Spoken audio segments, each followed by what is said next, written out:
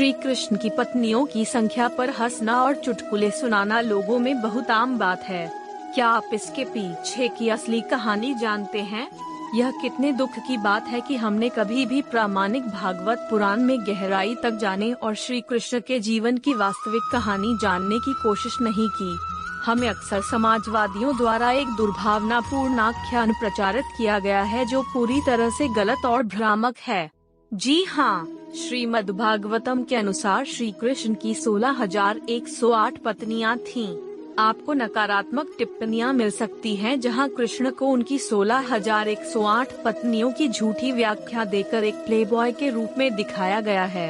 तो आइए यहां वास्तविक कहानी का पता लगाएं।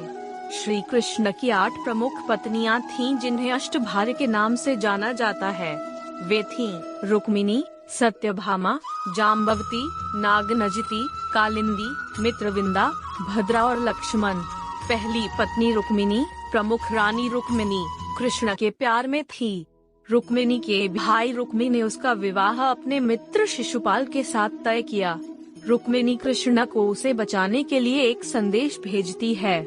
कृष्ण ने रुक्मिणी का अपहरण कर लिया जबकि उसकी शादी की तैयारी चल रही थी।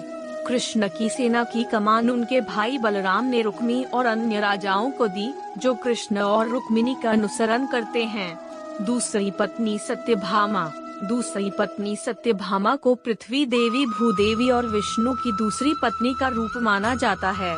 गंभीर ध्यान और तपस्या के माध्यम से सत्यभामा ने भगवान विष्णु के निवास यानी वैकुंठ में शरण मांगी। उनकी अत्यधिक भक्ति, प्रेम और देखभाल से प्रभावित होकर भगवान विष्णु ने उन्हें अपने अगले अवतार में उनकी पत्नी बनने का वरदान दिया। तीसरी पत्नी जाम्बवती के पिता जाम्बवान राम के भक्त कृष्ण के सामने आत्मसमर्पण करते हैं और अपनी बेटी कृष्ण को उपहार में देते हैं। चौथी पत्नी कालिंदी, वह यमुना नदी की कुएं की रखवाली करने वाली और देवता सूर्य की पुत्री थी। वह भगवान विष्णु से विवाह करने की अपनी इच्छा को पूरा करने के लिए एक गहरी समाधि में चली गई। कृष्ण ने उसकी सच्ची भक्ति देखकर उसकी इच्छा पूरी की। पांचवी पत्नी मित्रविंदा को अवंती राज्य के राजा जयसेन की बेटी के रूप में वर्णित किया गया है। उनकी पत्नी राजाधिदेवी जो कृष्ण के पिता वासुदेव की बहन थीं। इस प्रकार वह कृष्णा की पहली चचेरी बहन है जो उसके पिता की बहन की बेटी है। छठी पत्नी नागनजिती, वह कोसल के राजा नागनजिता की बेटी थी। कृष्ण ने अपने पिता द्वारा आयोजित स्वयंवर में भाग लिया और निर्धारित नियमों के अनुसार उन्होंने उनमें से प्रत्येक के चारों ओर एक फंदा लगाकर 7 क्रूर सांडों को वश में कर लिया और इस तरह नागनजिती को अपनी पत्नी के रूप में जीत लिया। सातवीं पत्नी भद्र शिकार का देवता है और शिव के गणों में से एक है। भगवान कृष्ण की 8वीं रानी राजा भद्रसेन की पुत्री भद्रा थी। यह मेरु पर्वत का एक विशेषण भी है। 8वीं पत्नी लक्षणा, भागवत पुराण में लक्षणा का उल्लेख है जो अच्छे गुणों से संपन्न है। मद्र राज्य के एक अनाम शासक की बेटी के रूप में। नरकासुर नाम का एक राक्षस था। उसने इस इलाके की 16,100 खूबसूरत अविवाहित लड़कियों को बंदी बना लिया था और उन्हें सेक्स स्लेव बना रखा था। जब श्री कृष्ण ने नरकासुर का वध किया तो उन्होंने नरकासुर की इन 16,100 दासियों को मुक्त कराया। उन्हें मुक्त करने के बाद सभी लड़कियों ने श्री कृष्ण से अनुरोध किया कि वे उनसे विवाह करें क्योंकि समाज उन्हें कभी स्वीकार नहीं करेगा। इसलिए उन्होंने भगवान कृष्ण से उन्हें स्वीकार करने की याचना की क्योंकि कोई और उनसे विवाह करने वाला नहीं है और यदि वह उन्हें स्वीकार नहीं करते हैं तो वे आत्महत्या कर लेंगी।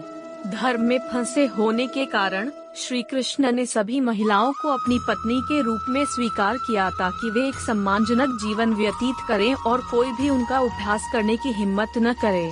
उनके सम्मान को बहाल करने और उन्हें रानी का दर्जा दिलाने के लिए श्री कृष्ण ने उनसे विवाह किया। इस तरह उसकी 16,108 पत्नियां हुईं। भगवान कृष्ण की सभी राजकुमारियां बेहद खूबसूरत थीं और कृष्ण की सुंदरता से आकर्षित थीं। फिर भी भगवान यौन अपील से उत्तेजित नहीं हुए और इस तरह किसी भी राजकुमारी के साथ किसी भी नाजायज संबंध में लिप्त न होकर अपने पुण्य को पूरी तरह से पूरा किया। श्री कृष्ण के बारे में एक और कहानी जिसका ज्यादातर अज्ञानी लोग मजाक उड़ाते हैं, वह है श्री कृष्ण की रासलीला की कहानी। भागवत गीता में कहा गया है कि श्री कृष्ण 10 वर्ष की आयु में मथुरा चले गए और फिर कभी वृंदावन नहीं लौटे।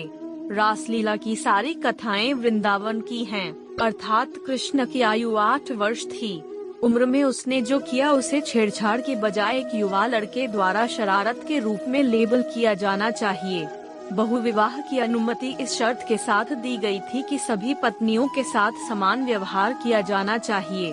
भगवान कृष्ण को एक शिक्षक के रूप में माना जा सकता है, जिन्होंने अपनी पत्नियों की इच्छाओं को पूरा करने और उन्हें संतुष्ट करने के लिए पत्नी की कोई आवश्यकता नहीं होने के बावजूद कई रूपों में विस्तार किया। उन्होंने सभ्य समाज के कानूनों और रीति रिवाजों के भीतर वैदिक शास्त्रों में निर्धारित सभी नियामक नियमों, सिद्धांतों और अनुष्ठानों का पालन करते हुए एक आदर्श गृहस्थ की तरह अपना जीवन व्यतीत किया। इसके बजाय यदि आप कहानी को देखें तो यह श्री कृष्ण ही थे जिन्होंने द्रौपदी को अपमानित होने पर बचाया था। यहाँ तक कि 5 पांडव, भीष्म और द्रोणाचार्य भी चुप रहे और वास्तव में श्री कृष्ण ही सम्मान बचाने में सक्षम थे। लेकिन इस कलयुग में यदि कोई अपनी अकेली पत्नी को संतुष्ट कर पाता है तो उसे असाधारण माना जाता है। हम इस लेख के माध्यम से यह बताने की कोशिश कर रहे हैं कि हिंदू धर्म से संबंधित किसी भी ज्ञान के बारे में कही गई बातों का मजाक उड़ाने से पहले शास्त्रों को सीखना, भूलना, फिर से सीखना महत्वपूर्ण है। अगर आपको यह वीडियो पसंद है और आप चाहते हैं कि हम इस तरह के और अच्छे वीडियो बनाएं, कृपया हमें प्रेरित करने के लिए हमारे YouTube चैनल को लाइक, शेयर और सब्सक्राइब